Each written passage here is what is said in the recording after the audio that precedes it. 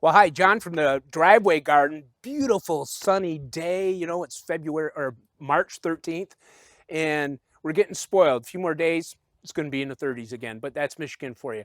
But hey, we're looking at seed starting, so let's take a deeper dive. So what I want to show you is two seed starting mixes that work actually very well. This one I'm going to show you is I learned from Charles Dowding, and the other one is Morgan Compost, a bag I bought from Flowerland. But let's take a look at this real quick. So what I did here, right here, I have my compost, which I took with a sieve that was about 1/4, 1/8 inch, and I sieved this out so it's very fine. So that's from my compost. Then I took hardwood and shredded hardwood, and I did the same thing. I sifted it, and with the same size, 1/4 inch and 1/8 inch. And also we have worm castings. Now this one I had to buy. I have a wormery, but I won't have castings for a couple months worth using. And so I'm using all three of these elements together, but I take 45% of my compost, 45% of the wood fines, and then 10% of the worm castings. And when I saw at Charles Downing's place, I agree with him. He said it's kind of like rocket fuel, adding the worm castings. I mean, it's so full of nutrient. So that's the blend we use there, and I'll show you that.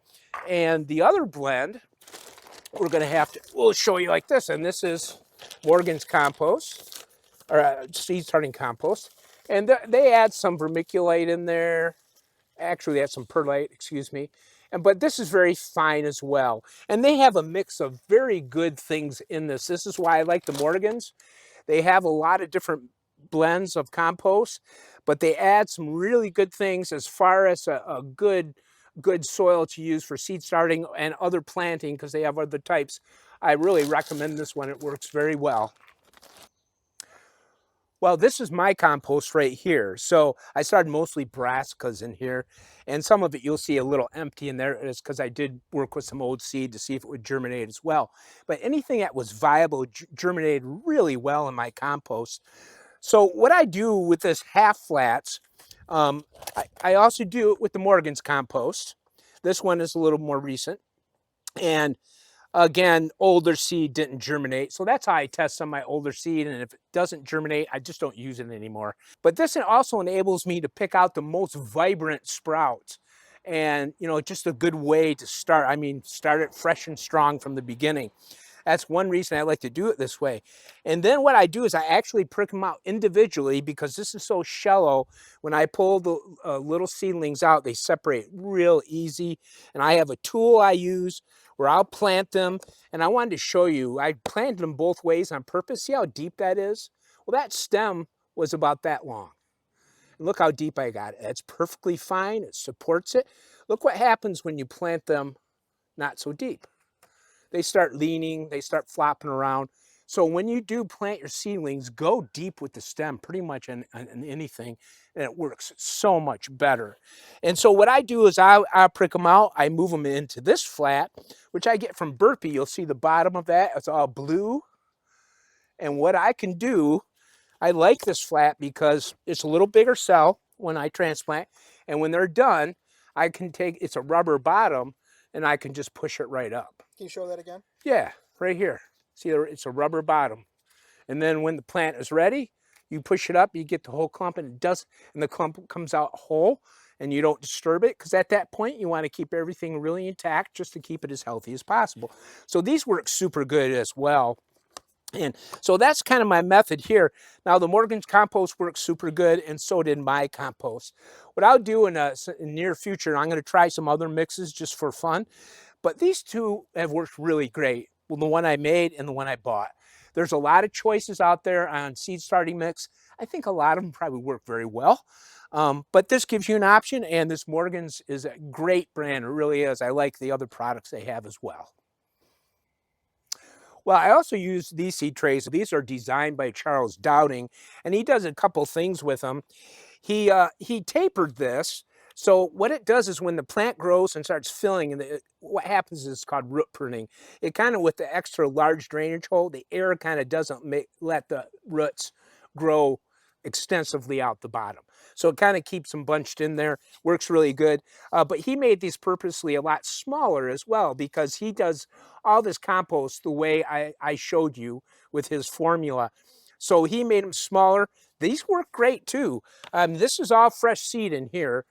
Pretty much everything coming up, some bodacious tomatoes, some Dawn giant leeks, different things. Here's some butter stem broccoli, which I planted right here. And yeah, these work really well. So you really got a lot of choices. There's advantages to both of these. These are pretty strong too, and work super good.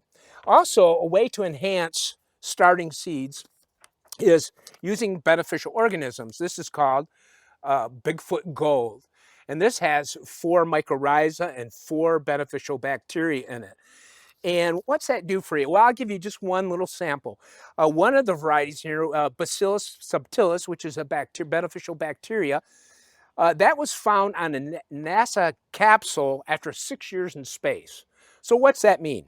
What that means is a lot of these beneficials are super hardy and can adapt. Of course, that one went dormant because it had no air to work with, but that it had the ability to go dormant is incredible. And that's also in the soil with many other beneficials. So remember, it's the beneficials that do the nutrient cycling, or those are the things that let the nutrient become available to the plant, because they change the mode of that mineral to make it available. So that's why these are important. We'll talk about these more in another video. Well, look at that beautiful color. This is Swiss chard. It's a variety called Celebration. There's also some nice red stems, pinkish stems, and of course, it's very good to eat. And you know, it's nice having beauty in the garden. And of course, when these things look beautiful, they look better to eat as well. So what this is I overwintered these plants so that I hopefully can get a head start on some of them, and especially eggplant.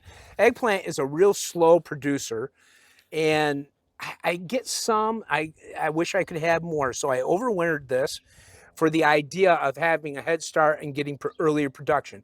The same with the pepper here, and even the tomato, which will be a challenge because of the size it will get. I'm not sure if it will work out. I need better weather with the tomato, because we can't plant typically till, the end of May with tomatoes. But we'll see how that all goes. This is an experiment. We'll update. Please hit that subscription button and that notification button. And thank you for watching. Hey, Uncle John, you're looking a little taller today. Well, you know, I thought it was a little breezier. Oh, what's that down here? Wait a minute. Are you standing on a seed tray? I guess so. How'd those get there? Look at that. Son of a gun. Well, Those things are durable, huh? yeah, pretty dang strong, huh? Look at that.